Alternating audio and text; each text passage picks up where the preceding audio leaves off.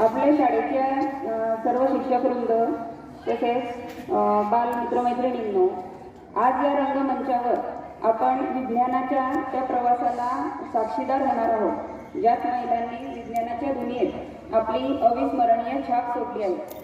जगाला प्रगतीच्या मार्गावर नेणाऱ्या विज्ञानात पुरुषांसोबत महिलांनीही खांद्याला खांदा लावून काम केले, नवे शोध लावले आणि समाजाला नवी दिशा दिली. आज आपल्या शाळेच्या विद्यार्थ्यांनी या महान महिलांची कार्यकथा आपल्या समोर एका नाटकाच्या माध्यमातून मांडण्याचा छोटासा प्रयत्न करणार आहे. पात्र परिचय. सूत्रधार कुमारी साम्यता सदानंद खंडेराव. मुलगी नेहा कुमारी हर्षदा विजय कुंडेली. महिला शास्त्रज्ञ मेरी क्युरी समीक्षा सूरज खंडेराव. टेसी थॉमस कुमारी राधिका सचिन पाटील. जानकी अमर कुमारी जीविका देवानंद शिरसाट. कल्पना चावला आराध्या सुमेध निकम. अण्णामणी इशिका आनंद गाढे. डॉक्टर इंदिरा हिंदुजा पूनम धनंजय शृंगारे. आणि लेखिका श्रीमती निलिमा पाटील मॅडम. चला तर मग आपण प्रवास करूया, काळाच्या मागे जाऊन त्या महान स्त्रियांना भेटूया ज्यांनी विज्ञानाच्या वाटा दाखवल्या.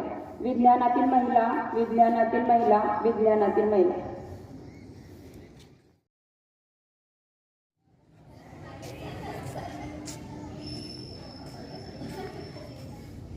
ही छोटी मुलगी बघा, उत्साहाने विज्ञान प्रोजेक्ट तयार करत आहे.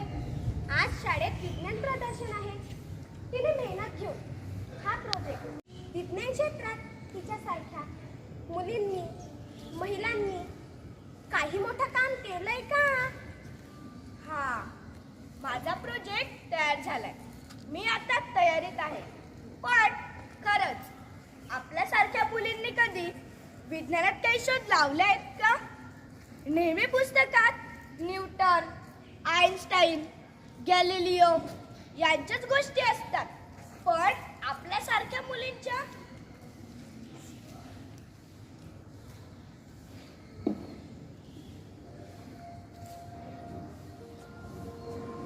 अरे वा, इथे तर तुम्ही खूप छान प्रोजेक्ट केलेला दिसतोय.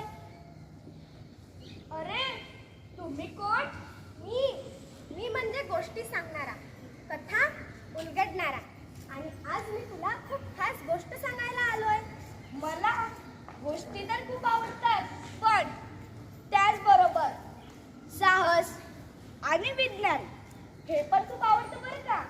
पण गोष्टीत मुलींचं नाव क्वचितच ऐकायला मिळते. सगळीकडे मुलगे शास्त्रज्ञ का असतात? अगदी बरोबर बोललीस तू. विज्ञानाचा इतिहास केवळ पुरुषांचाच नाही, तर अनेक थोर महिला शास्त्रज्ञांनी सुद्धा अद्भुत कार्य केलंय. त्या होत्या धाडसी, बुद्धिमान आणि विज्ञानाला नव्या वाटा दाखवणाऱ्या. खरंच मला त्यांच्या गोष्टी ऐकायच्या आहेत.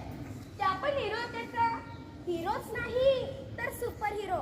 त्यांनी समाजाच्या अडथळ्यांना पार केलं, संकटांना तोंड दिलं आणि विज्ञानाला पुढे नेलं. चला आज आपण त्यांच्या प्रवासात डोकावूया. नेहा, आता आपण भेटूया जगातील अशी महिला शास्त्रज्ञ मॅडम मेरी क्युरी यांना, जिचं नाव घेतलं की संपूर्ण विज्ञान विश्व थक्क होत. मॅडम क्युरी त्यांनी रेडियम आणि पोलोनियम हे नवे घटक शोधले.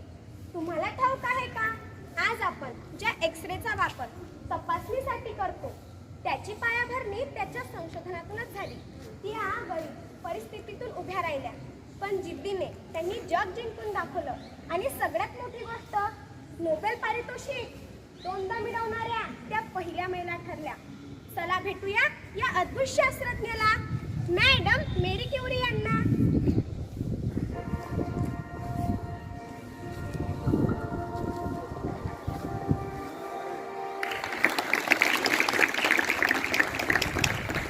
इथे याच प्रयोगशाळेत प्रत्येक थेंबामागे रात्र जागवली गेली. प्रत्येक गणितीय समीकरणामागे प्रश्न पडला. हे शक्य आहे का? मी मॅडम मेरी क्लोडोस्का क्युरी, माझा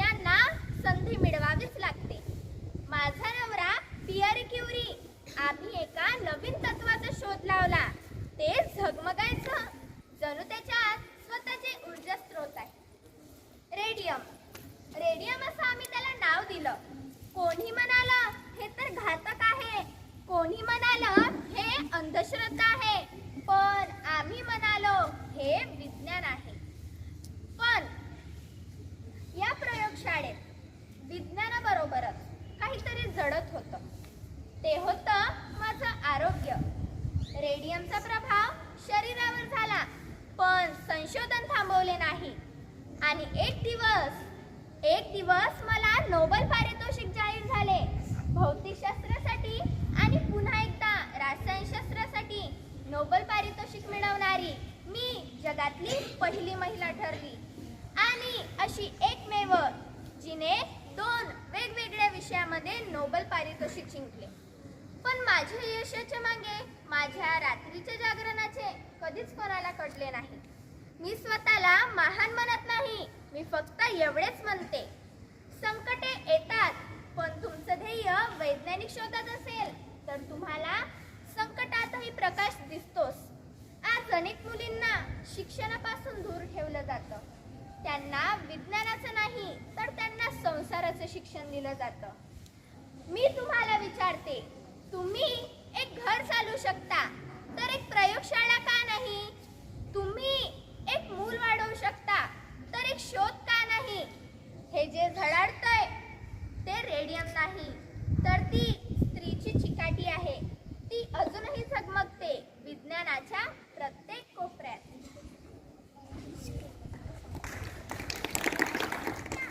तर विज्ञानासाठी आपलं आयुष्य वाहून घेणाऱ्या योद्धा होत्या.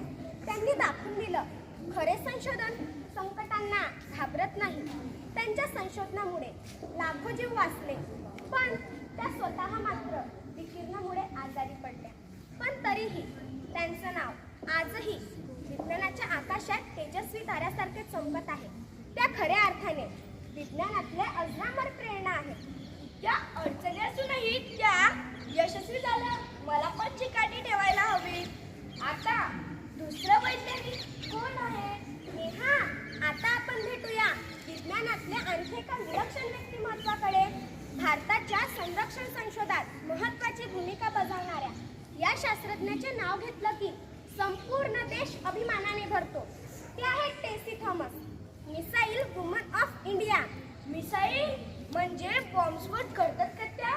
नाही ग, अग्निक्षेपणास्त्र प्रकल्पात त्यांनी मोठं योगदान दिलं आणि आज भारताची संरक्षण शक्ती अधिक सक्षम केली. त्यांचं आयुष्य सांगतं, स्त्री कुठल्याही क्षेत्रात मागे नाही. चला भेटूया या धाडशी शास्त्रज्ञाला.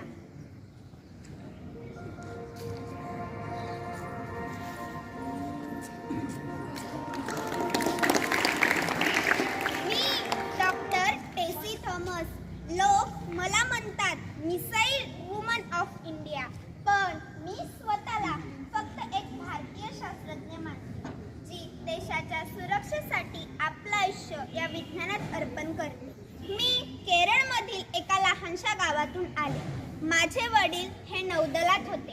ते जेव्हा परदेशी मोहिमेवर जायचे त्यावेळेस माझ्या मनात एकच विचार यायचा, तो म्हणजे आपला देश सुरक्षित असावा. आणि त्यावेळेस मी ठरवलं आपण शास्त्रज्ञ व्हायचं. मी इंजिनिअरिंग केलं. नंतर DRDO म्हणजेच डिफेन्स रिसर्च अँड डेव्हलपमेंट ऑर्गनायझेशनमध्ये प्रवेश मिळवला. भारताचं स्वप्न होतं स्वदेशी क्षेपणास्त्र निर्माण करण्याचं आणि अग्निक्षेपणास्त्र प्रकल्प सुरू झाला. सुरुवातीला फार कमी स्त्रिया होत्या या क्षेत्रात.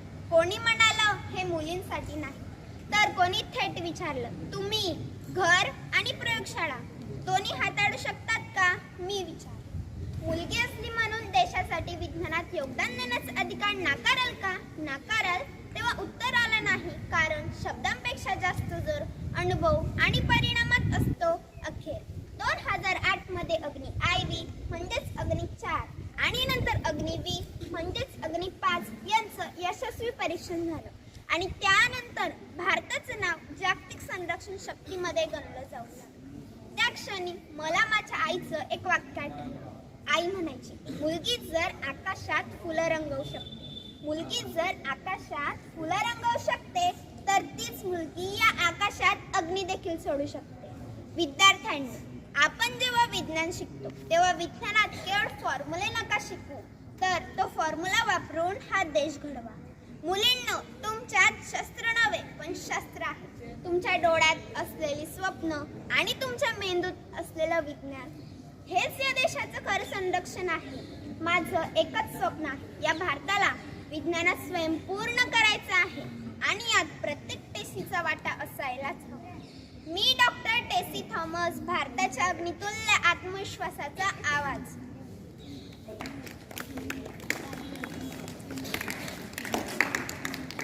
असूनही इतकं कठीण क्षेत्र जिंकलं त्यांनी. हो, म्हणून त्या प्रत्येक भारतीय मुलींसाठी प्रेरणा आहे. डॉक्टर टेसी थॉमस भारताच्या संरक्षण क्षेत्रातल्या धाडसी आणि कर्तृत्ववान शास्त्रज्ञ. त्यांनी दाखवून दिलं विज्ञानात स्त्रियांची ताकद कुठल्याही मर्यादा मानत नाही. आज भारताचे क्षेपणास्त्र प्रकल्प जागतिक स्तरावर नावाजले जातात. त्यामागे मॅडम क्युरी यांचा मोलाचा वाटा आहे. ते खऱ्या अर्थाने शक्ती आणि शास्त्र याचा संगम आहे. पुढच्या महिला शास्त्रज्ञ कोण आहेत? आता कोणाची गोष्ट सांगणार? आता आपण भेटूया भारताच्या मातीतून जगभर नावाजलेल्या एक महिला शास्त्रज्ञ. ते आहेत भारतातील वनस्पती शास्त्रज्ञ जानकी अम्मल. वनस्पतींवर संशोधन म्हणजे झाडे पाने शिकून काय होतं? त्यांनी ऊसाच्या जाती सुधारल्या. त्यामुळे देशात साखरेचं उत्पादन वाढलं. नंतर आपण रोज खातो ती साखर त्यांच्या संशोधनामुळे. हो, म्हणून विज्ञान आपल्या रोजच्या आयुष्यात गोडवा आणतं. त्यांचं नाव जानकी अम्मल.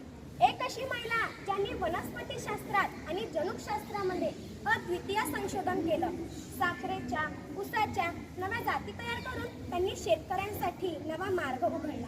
त्या काळी विज्ञान क्षेत्रात महिलांना फारसं स्थान नव्हतं, पण जानकी अम्मल यांनी हे सगळं बंधन मोडून काढलं. चला तर मग भेटूया भारताच्या या शास्त्ररत्नाला.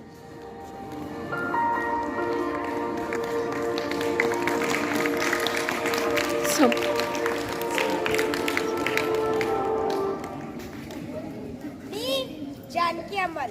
माझा जन्म 4 नोव्हेंबर 1897 मध्ये केरळ थालाससेरीमध्ये झाला.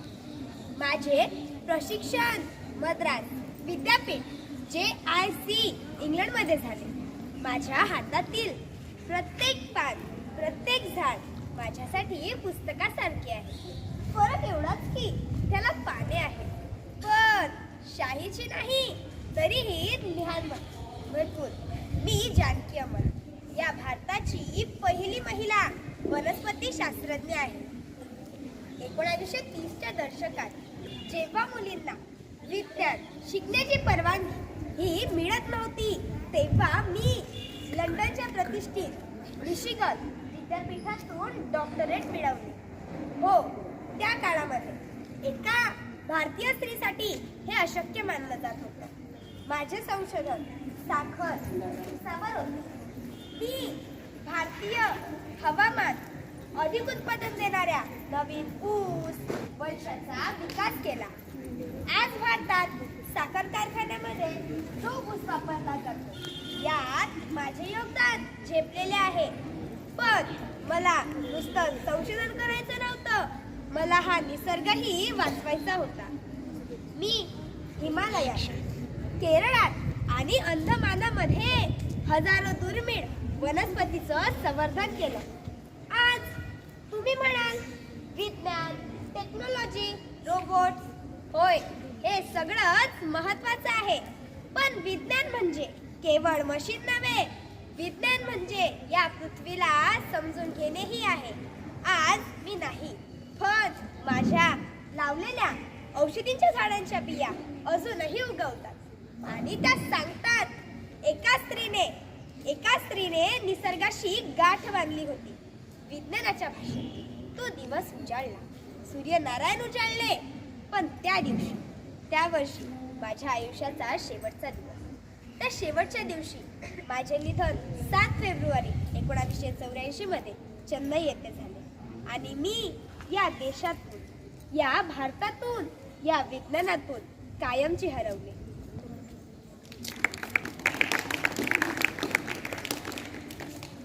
डॉक्टर जानकी अम्मल भारताच्या मातीशी, शेतकऱ्यांच्या जीवनाशी नाळ जुळवून विज्ञानाचा उपयोग करणाऱ्या खऱ्या शास्त्रज्ञ. त्यांनी विज्ञान आणि समाज यांना एकत्रित आणलं.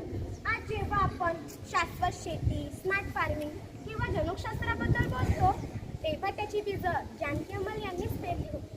खऱ्या अर्थाने निसर्गाच्या मैत्रीत आणि भारतीय विज्ञानासाठी अभिमान आहे. मला खरंच खूप मजा येते आहे.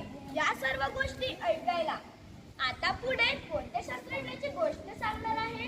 नेहा, आता आपण भेटूया पुढील वैज्ञानिक आकाशात झेपवलेली भारतीय कन्या कल्पना चावला. त्या खरोखर अंतराळात गेल्या होत्या का? मी तर फक्त स्वप्नात जाते. हो, त्या अमेरिकेच्या स्पेस शटलवर काम करत होत्या. त्यांनी दाखवून दिलं की आकाश मर्यादा नाही. आता आपण भेटणार आहोत अशा महिलेची गोष्ट ऐकायला जिने लहानपणी आकाशाकडे बघून स्वप्न पाहिलं आणि ते प्रत्यक्षात जगाला दाखवलं. हरियाणातील एका छोट्याशा गावातून सुरुवात करणारी ही मुलगी पुढे अमेरिकेत जाऊन अंतराळवीर झाली. होय, तिचं नाव कल्पना चावला. मी आकाशाकडे पाहते आणि तिथे पोहोचे अशा म्हणणाऱ्या या धाडसी भारतीय कन्येने नासा अंतराळ मोहिमेत भाग घेतला आणि संपूर्ण भारताची मान उंचवली. चला भेटूया या आकाशवेड्या अंतराळवीरेला.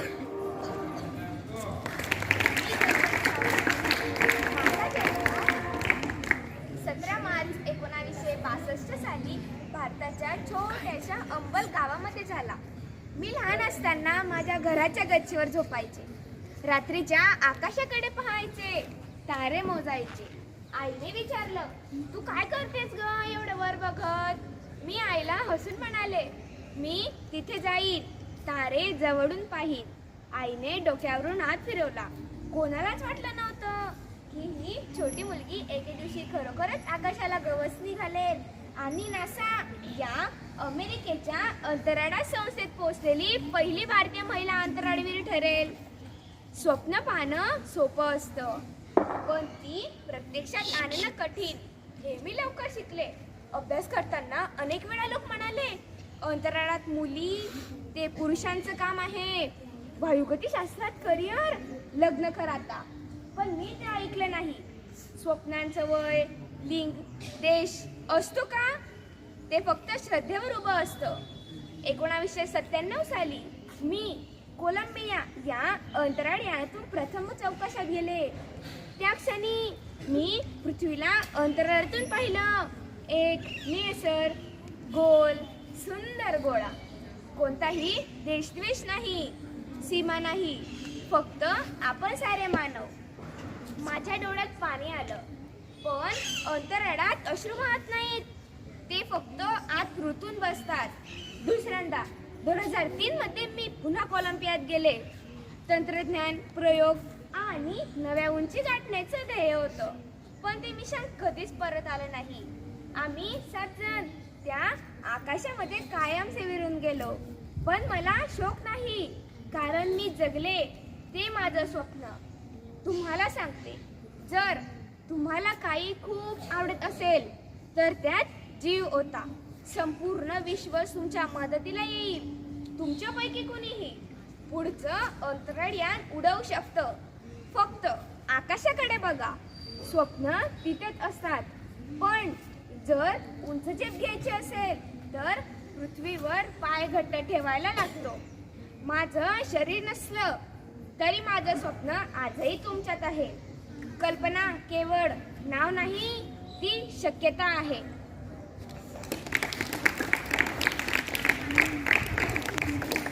त्यांचं स्वप्न अधुरं राहिलं, पण माझ्यासारख्या हजारो मुलींना त्यांनी स्वप्न दिलं.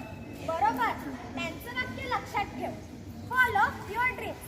कल्पना चावला हे नाव ऐकताच प्रत्येक भारतीयांच्या डोळ्यात चमक येते. त्यांनी आपल्या कृतीतून सिद्ध केलं, स्वप्नांना पंख असतात, फक्त त्यांना उडायला धाडस लागतं. अंतराळ मोहिमेत अपघात झाला, पण त्यांची स्वप्न, त्यांची प्रेरणा कधीही मरणार नाही. आज हजारो तरुणी मी पण अंतराळवीर होणार असं स्वप्न पाहतात. त्यामागे कल्पना चावलाचा ठसा आहे. त्या खऱ्या अर्थाने भारताच्या आकाशगंगा कन्या ठरल्या. नेहा, आता आपण भेटूया भारताच्या हवामान शास्त्रज्ञाला अन्नामणी. हवामान म्हणजे पाऊस येतो की ऊन पडतं एवढंच ना? ते खरंय, पण त्यामागे तापमान, दाब, वारे, यंत्र हे विज्ञान अन्नामणींनी ही उपकरणं तयार केली. आता आपण भेटणार आहोत अशा महिला शास्त्रज्ञाला ज्यांनी हवामानशास्त्रात, मेट्रोलॉजी भारताला नवं बळ दिलं. त्यांचं नाव अन्नामणी. लहानपणी त्या पुस्तक वाचायला एवढ्या वेड्या होत्या की वाढदिवसाला खेळण्याऐवजी पुस्तकांचीच भेटवस्तू मागायच्या. हवामान मोजण्यासाठी लागणारी अनेक नवी उपकरणं तयार करण्यात त्यांचा मोठा वाटा आहे. आज आपण हवामान अंदाज ऐकतो, पावसाची भाकीत करतो, ते त्यांच्या संशोधनामुळे शक्य झालं आहे.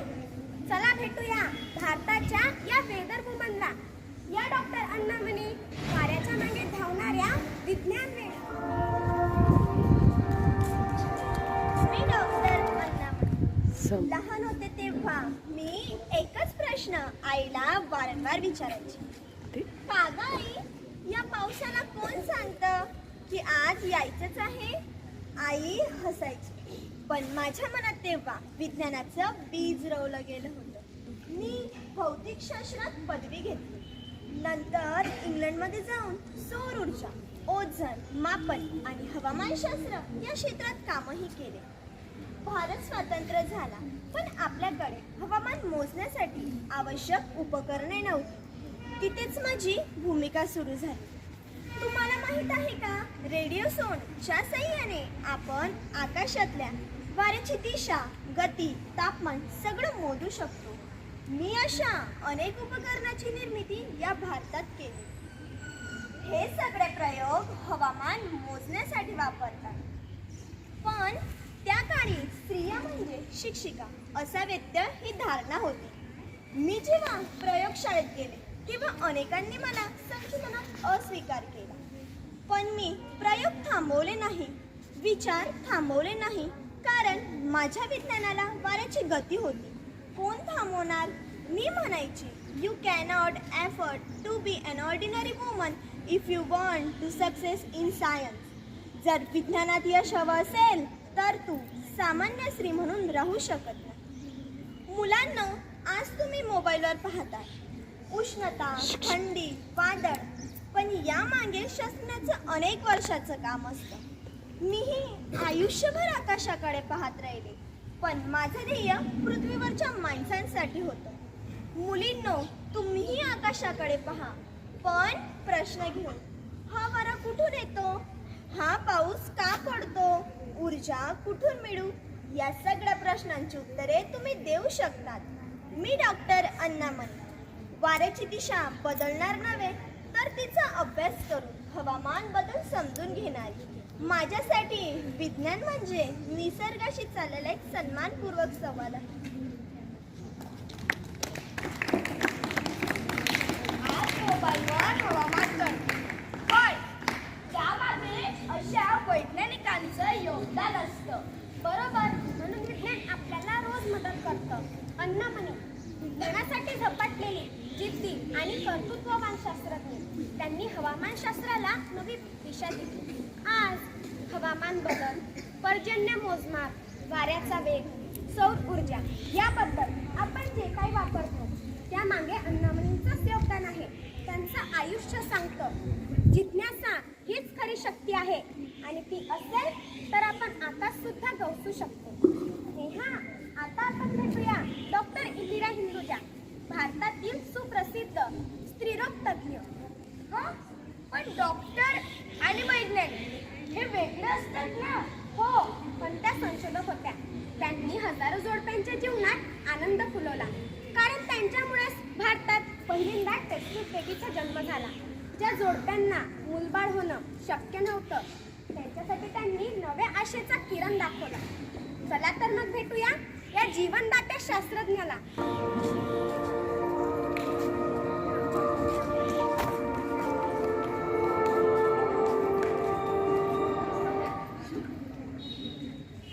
मी डॉक्टर इंदिरा हिंदुजा. लोकांना मी टेस्ट बेबीचे जनक म्हणून माहीत आहे, पण मी स्वतःला आशेचे शास्त्रज्ञ म्हणवते. कारण माझं विज्ञान हे काही केवळ प्रयोगशाळा, केमिकल्स आणि सूक्ष्मदर्शकापुरतं नव्हतं.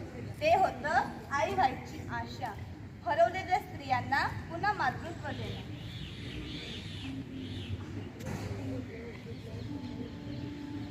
मी एक स्त्री रोगतज्ञ. रोज अनेक जोडप्यांशी भेटायचं आणि त्या स्त्रियांच्या डोळ्यात एकच प्रश्न असायचा, डॉक्टर, मी आई कधी होणार? आणि माझ्या डोळ्यात नेहमी एकच उत्तर असायचं, हो, नक्कीच विज्ञान आहे आपल्यासोबत.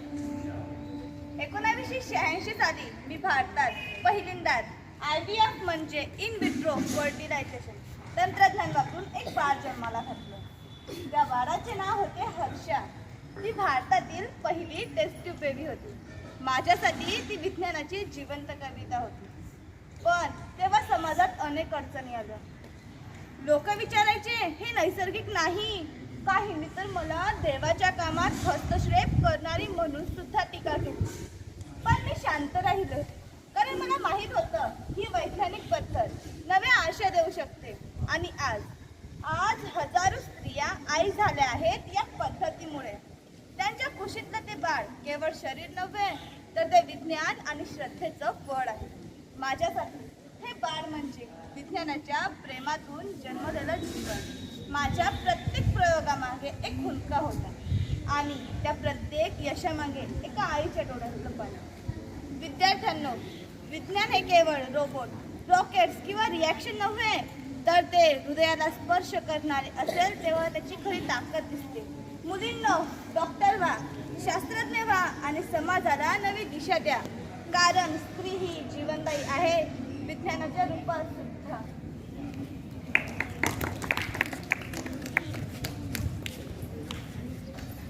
काका, टेस्ट ट्यूब बेबी म्हणजे नेमकं काय? नेहा बघ, ही विशेष पद्धत IVF म्हणजे इन विट्रो फर्टिलायझेशन. शरीराच्या बाहेर अंडाणू, शुक्राणू त्याचं फलन करून तयार झालेला गर्भ आईच्या गर्भाशयात ठेवला जातो.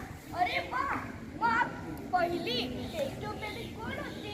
सन 1978 मध्ये इंग्लंडमध्ये जन्मलेली लुईस ब्राउन ही जगातील पहिली टेस्ट ट्यूब बेबी होती. तिचा जन्म डॉक्टर रॉबर्ट एडवर्ड्स आणि डॉक्टर पॅट्रिक स्टेपस्टो यांच्या संशोधनामुळे शक्य झाला.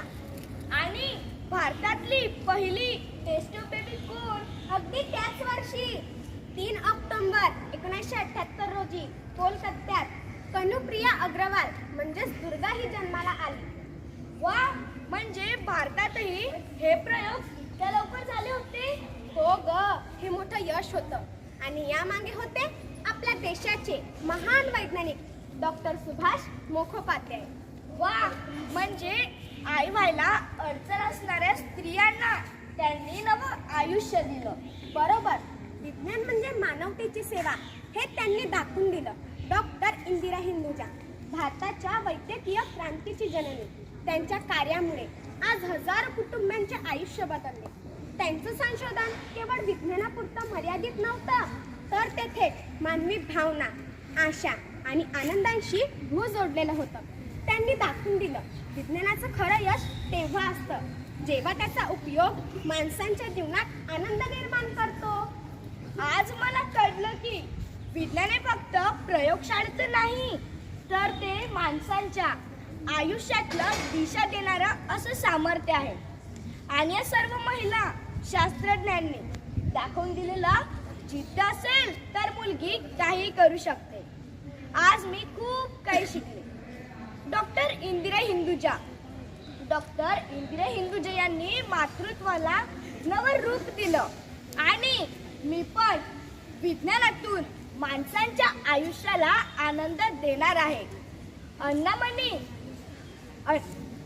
अण्णामणी यांनी हवामानशास्त्राला दिशा दिली आणि मी पण विज्ञानातून निसर्ग समजून घेणार आहे.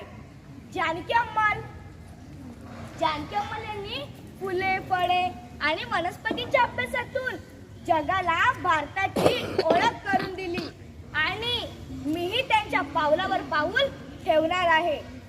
टेसी थॉमस यांनी क्षेपणास्त्रांवर काम केलं. कल्पना चावला यांनी अवकाशाला गवसणी घातली.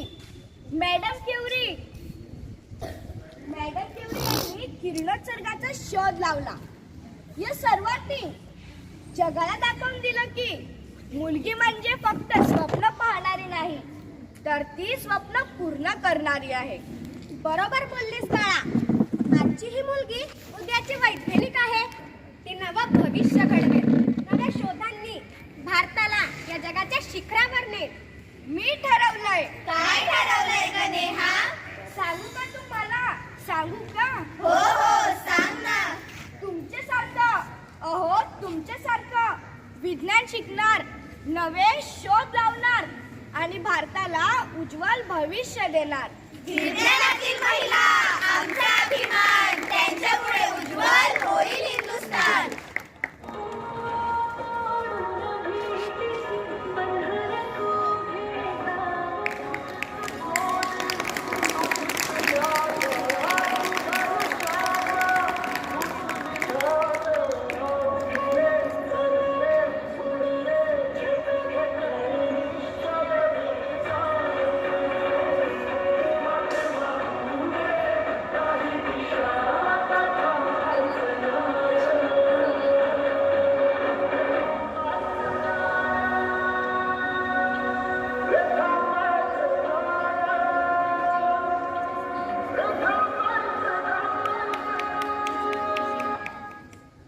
जय विज्ञान.